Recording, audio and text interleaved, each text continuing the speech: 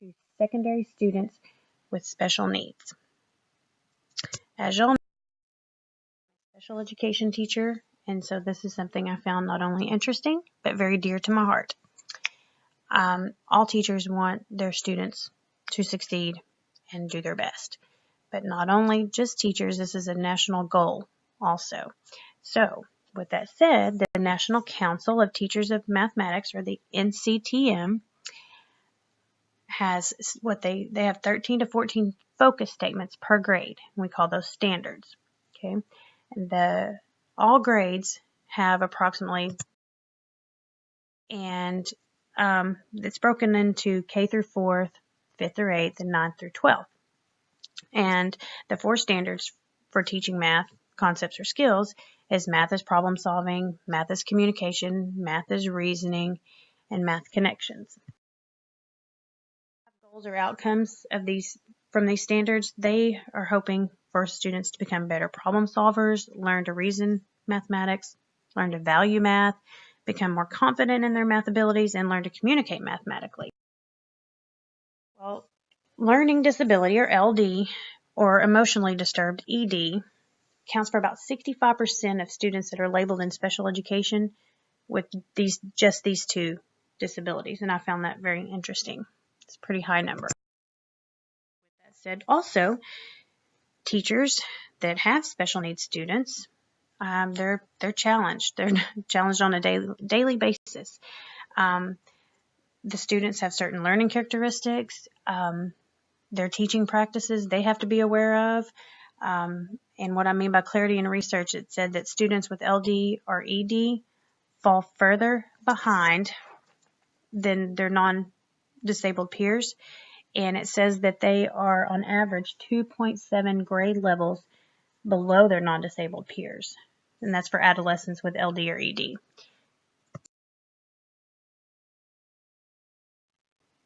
The purpose for this research article, for the authors, what their purpose behind all this is to relate a survey that they did to the instructional support that they're giving to gen ed and special education teachers to help teach secondary students that have LD or ED using the NCTM standards.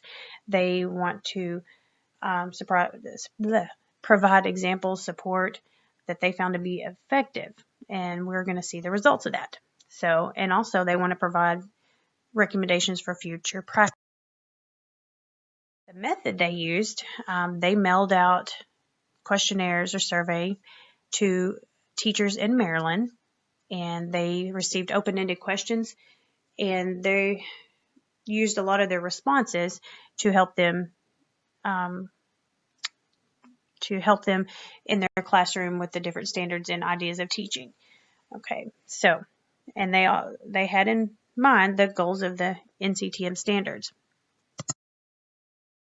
The advantage of the NCTM standards, they promote lots of hands-on. They had dice, pattern blocks, algebra tiles, anything they could get their hands on, literally. They used real life applications. They used menus, receipts, sales tax, and tip.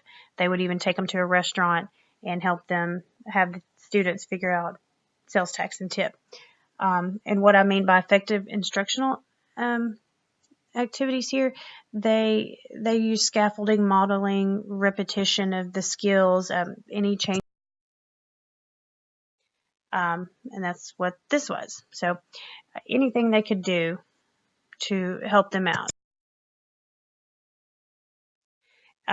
Not only did they use what we just talked about, the manipulatives and things, there are some adaptations and modifications you have to do with special education students with their IEPs or individual education plan. And especially in math, the calculator use is one of the biggies. And they obviously have a problem or have a disability in math calculations, and they are able to use a calculator. The assignment modification, they can cut the assignment maybe in half, maybe not quite in half, lessen problems, whatever they need to do to modify it so that the student is not overwhelmed and feels successful.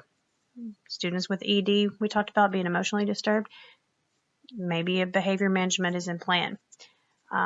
Extended time on assignments, maybe they give them a day or two to get everything done, that maybe it just takes another student one day or beyond. It's discrepancy of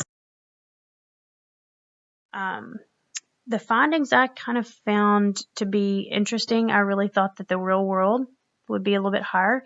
These are the percentage of increase on positive effect of student learning and positive student reaction, which was 19%. Promoting conceptual learning from hands-on was 16%, and more rigorous math program, higher order thinking, was 14%. So what they hope to do to improve future implementation of the standards is the teaching components, cooperative learning, and group practice. You can put them in small groups. Mastery teaching, have in mind, the frequent breaks is what it's saying, because any student with ADHD, highly distractible, you've got to get your classroom and your teaching where you can keep those kids focused. Maybe you take frequent breaks, whatever needs to be.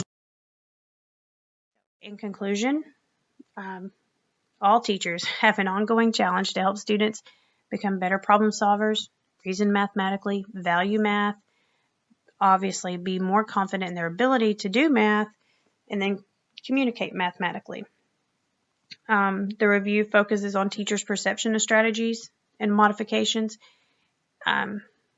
because we want students to be effective in all things, especially mathematics, but when they have LD or ED, we need to take that in account, that the standards implemented in here does increase their ability. So the specific recommendations they've emerged based on these findings provide a framework for the goals that they wish to achieve. For my journal article, and I hope you enjoyed it. Thanks.